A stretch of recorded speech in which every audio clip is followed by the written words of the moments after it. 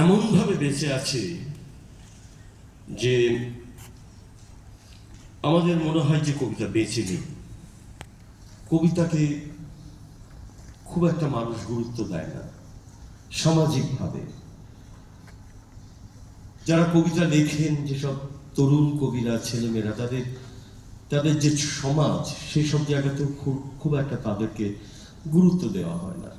আমরাই গুরুত্ব পাইনি যখন কবিতা লিখতে এসেছি। এখনো যে পাই তা নয়, তার থেকে বরঞ্চ তোমাদের আবৃত্তিকারদের অনেক বাজার আছে। তাহলে কি সেই প্রশ্ন করবো? এটা একটা ঘটনা, এটা না বলে বলাটা উচিত। আমার একটা জিনিস মনে হয় যে কবিতা ধ্বংসের পরেও বেঁচে থাকবে। সবকিছু ধ্বংস হয়ে যাবে, কিন্তু কবিতা বেঁচে ছিল। কবিতা বেঁচে ছিল বলে ভারতবর্ষের ইতিহাস রবীন্দ্রনাথ ঠাকুর লিখেছিলেন, তা নাহলে লিখতে পারতেন না।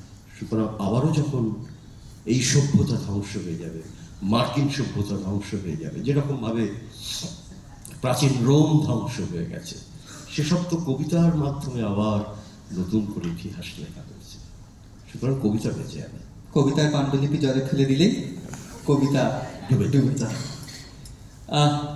আমরা সেই ডুবে না যাওয়ার